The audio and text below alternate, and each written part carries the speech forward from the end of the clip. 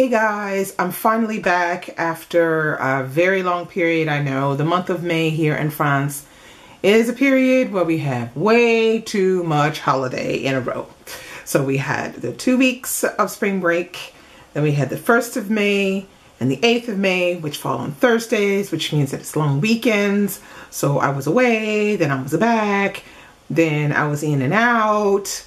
Then last weekend I got sick. I had this really bad cold, which I'm just getting over now. So I'm hoping, you know, I don't get anything else because the weather here is not great. It is still, you know, in this constantly raining. It's windy and it's a bit cool. So I've got my trusty turtleneck on here that I keep all the way up here.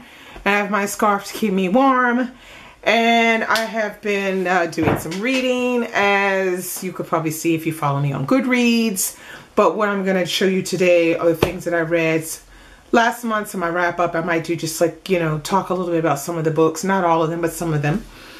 All right, so the month was kind of wacky. If I remember correctly, I started it reading The Hare with the Amber Eyes, which there is a review that I did of this book. If you haven't seen it, I will link it below. But yeah, no, it really wasn't my cup of tea reading, but I think I would have preferred to listen to this book as an audio book. The concept was interesting, but it really wasn't what I expected it to be, and it was a little dry and kind of like reading a history book. But anyway, I read this one with my book club, and I think I started to like it more. Yeah, I would say the last quarter of the book is the part that I like the best. And so we had a really good discussion on the book anyway. So that was good. Then I read Ghana Must Go. Now, I also did a review on this book. I will link that below. This is by Taye Selassie.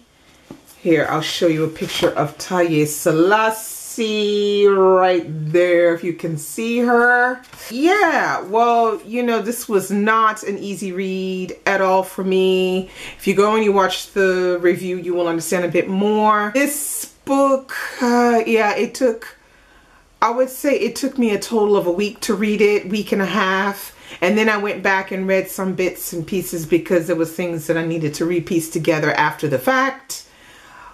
But her writing is promising, but this one was not really the best read. But she does have some excellent writing skills. So I am anticipating her second book. I'm not sure when it's coming out, but I will be the first to try to buy it to see what it's going to be like.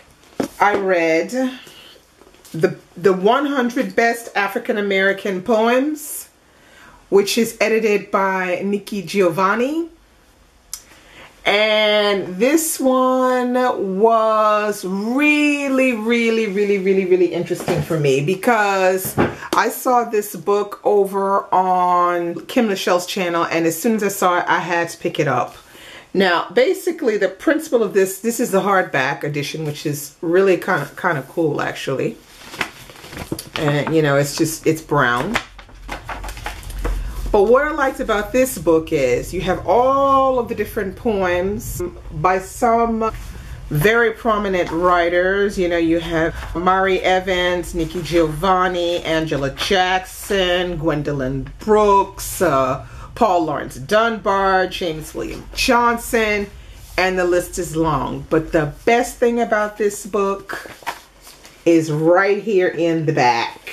Yes, there is a CD that goes along with it. Now, what I did was I read these poems, and it's true, as I started to read along, I started to realize, gosh, some of these are just, gosh, they're depressing.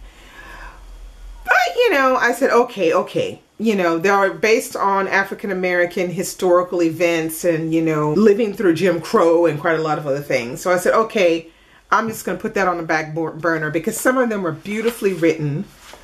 But I tell you, after I read it, I pulled out the, you know, the CD here. And yeah, I was over the moon about this one. I thought it was, yeah, some of the poems are really well done, really read in a very lively fashion and really worthwhile picking up. I think I gave it 3.5 stars.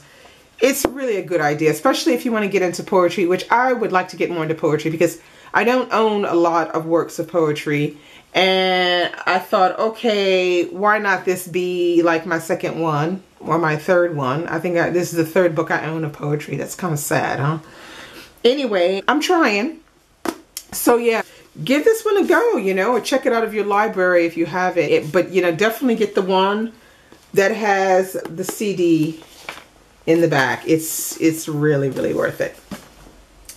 Then I picked up The Grocery. And this was, it was Estelle over at Odom Inta that talked about The Grocery. So I immediately tried to pick it up. Loved The Grocery. Here, these are some shots of The Grocery. I'm not going to talk a lot about this one because, as you know, this is only book 1 of the series for the moment. So problem is they are changing publishers, so book 2 hasn't been printed out or something, or they printed out a certain amount and now they have to reprint, but because they're changing publishers it's taking a while. So I only have book 1 and book 3. So I cracked last month and started reading it anyway, which I just, now I could kick myself because I just want to see what's going to happen next. But I'm still waiting for it. I even went by the shop.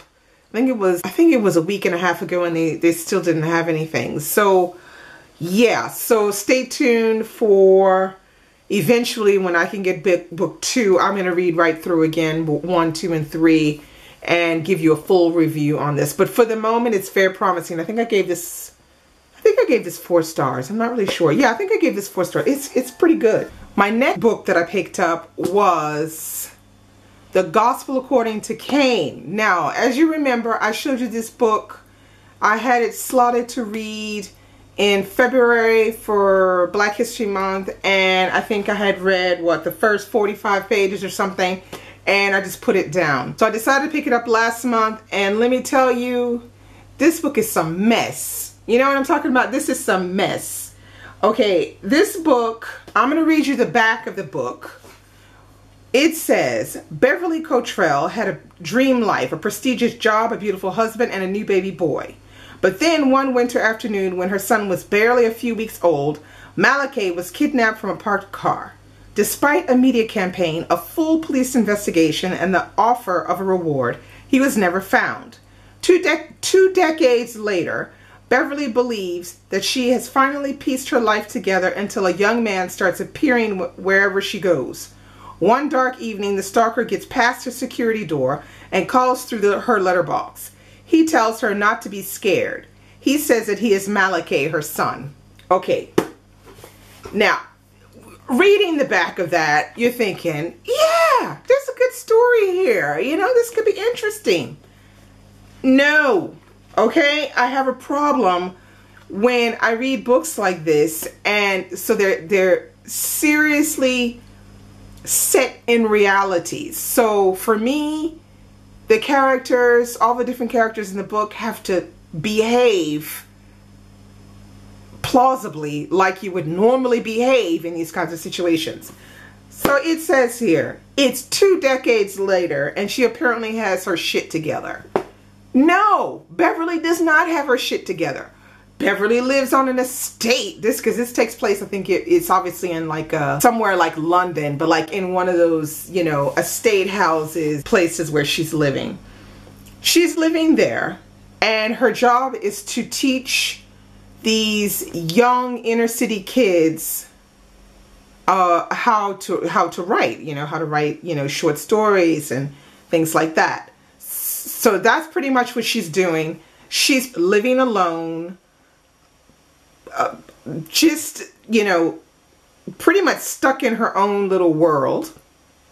And she's having an affair with one of the police officers who followed her case when her son was kidnapped. So he comes over every now and then and gets some nookie and then leaves. And this stuff comes out of the blue, and you're not really invested in Beverly at all, considering her situation. you're not invested in her at all, especially when you see some of the things that she goes through and that she does. You're thinking, Beverly, have you got something upstairs or what? I don't know. And then, you know, the story goes on. I'm going to save you the details, but there's a lot of things that the different characters do that don't really make sense. And so the story starts to fall apart. Almost, I would say, maybe like halfway through, it starts to fall apart. And it becomes extremely uninteresting and very, very improbable that any of this stuff could happen. And the characters are acting whack. Everything is just messed up. And then it gets all the way to the end, and even the ending is not finalized. The ending, as I guess you could say, is insinuated. But it's insinuated without any idea that what you're thinking is actually what the ending is. Oh no, this infuriated me. Now this is like 267 pages. I admit there are some paragraphs where his writing is promising, but putting together a story like this and doing it the way he did it, I think it was wrong. I mean, literally when I had this book, I opened my kitchen window and I threw the book out the window. I could not believe this book. It infuriated me. I don't know. There's people on Goodreads that put 4 stars. I don't get it. There was maybe one person who put 3 stars and then said, yeah, but then after the fact, when I finished the book, I thought about it and realized that it was completely improbable that any of this stuff could have actually happened, that none of these people would do these things. So yeah, this is written by a man whose name is Courtia Newland. Courtia Newland is a black male British writer with Jamaican origins. Now, I've never heard of him before, but I thought, okay, why not pick it up since I never heard of him before. No ma'am. No ma'am. 1 star this one. So if you listen to me for this one, don't even bother. It's not worth it. So by that time, I was infuriated and I didn't read for a while. And then finally on the last day, guess what arrived? March. So March arrived, John Lewis's story. This is a graphic novel. This arrived on the 30th and I read it on the 30th. So I ended my reading month on a good note because this April was kind of dodgy. You know, there wasn't really a lot going for me that was good that I said, oh yeah, I really like this. The only thing I had going for me was March and the poetry book and the grocery. Those were the only 3. So yeah, I picked this up and I absolutely loved it. I did a quick review of it over on Goodreads. And here, I'll give you some of the pictures of the graphics, which I think are done pretty well. Now, the only thing that is a bad thing about this one, there are bubbles at some points in the story with writing that is extremely small. It's like so small, there's no way you could actually read what was there unless you put a magnifying glass up to it. Now, I'm not sure, but I have a feeling, I can't find them right now, but I have a feeling that the reason why that was done is some kind of technique he wanted to use to not put so much emphasis on insults and things like that, but it doesn't work. It just makes things a little confusing. But other than that, it's wonderfully put together. The story's good, and yeah, there was moments where it was a bit sad, and I can't wait for book 2. So that's all I have for you guys today. Hope to be back with a review because I'm just finishing a book today, but I'm not going to tell you what it is. But if you follow me on Goodreads, you already know what it is. So I'm going to be back doing a review on that, and maybe do a book haul because I haven't done a book haul in a while. So I'll see you guys real soon. Bye-bye.